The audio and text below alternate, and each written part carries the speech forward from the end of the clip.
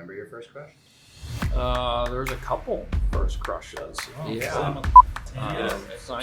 Just more irons in the fire. What? Ooh. That's a good word for it. It's just everywhere, all over. got it. Oh.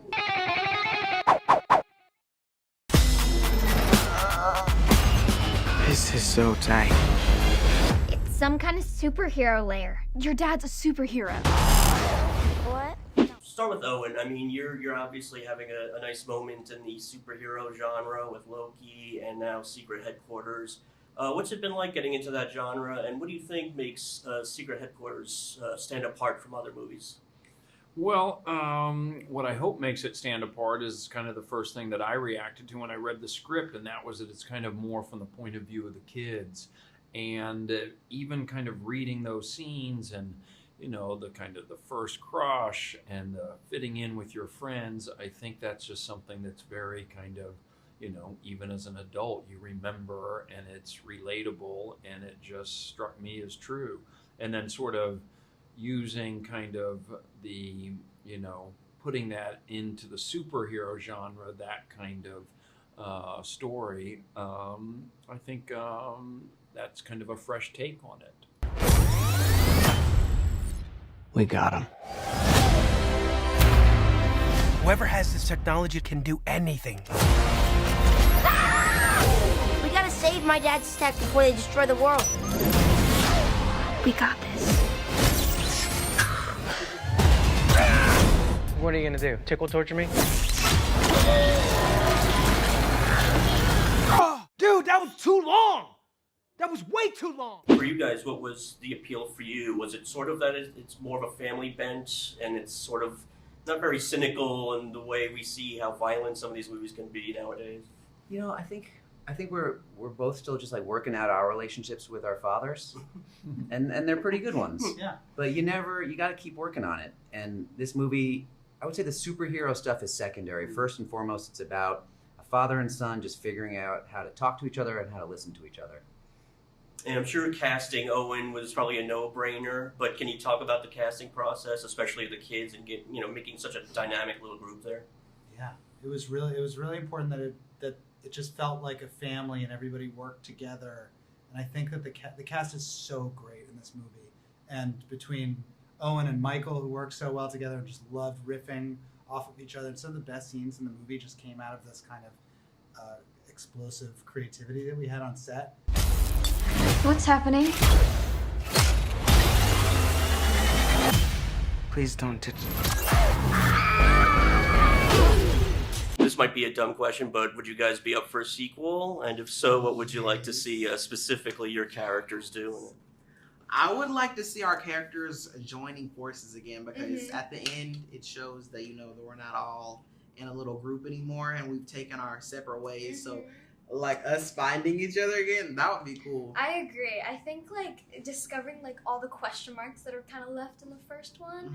I'm also interested Maya, what is her dynamic with Charlie like? What is it after? What is it gonna what's gonna happen? Yeah.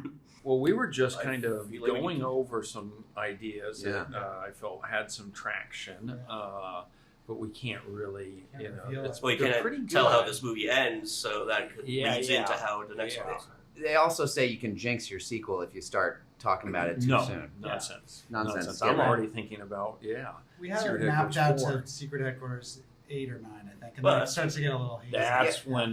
I worry at 9 that we start to repeat ourselves. Right. Henry was just pitching us Secret Headquarters 7 or 8, 6, where Walker Scobell has his own son who's now turning 13. That works. Yeah. So it's going to be like Boyhood. We're going to wait 20 years. And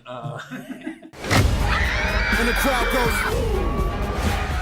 step into the spotlight. Please don't kill me.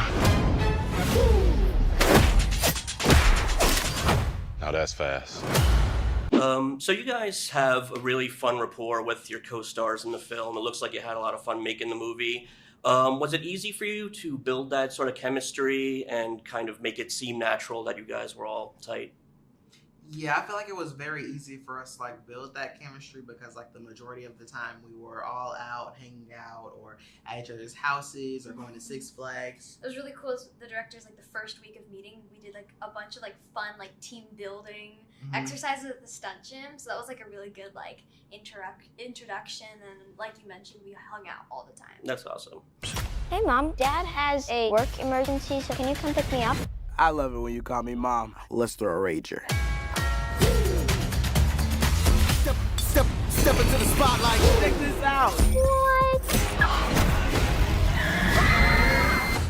And, you know, guys like Owen and Michael Pena, they've been doing this for quite a while, and, you know, their comedic timing is already legendary. What's it like playing off of those guys, and kind of, do they keep you on your toes with the way they perform? Yes, they do actually. It's always something new to react to. Always something, and then that means that you have to give a reaction back too. Yes. So it's like it's a good learning experience. Yeah. Do directors give you like opportunities to kind of, you know, not necessarily always stick to the script? You can ad lib a little bit. So much. So they many love that times they stuff. do. Yeah. What would you say, was there a memorable instance where you guys were kind of coming up with stuff on your own? Maybe it's not even in the movie, but you were having fun doing it.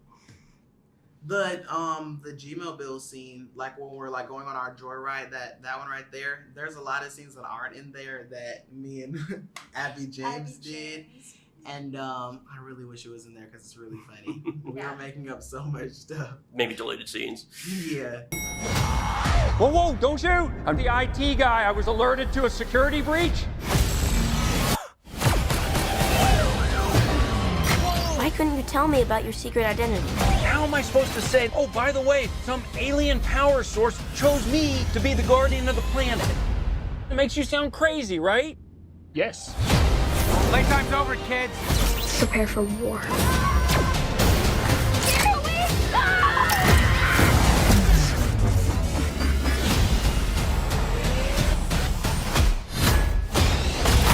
Hold it! These things are warm. Yeah. So hot. You got the winter suit.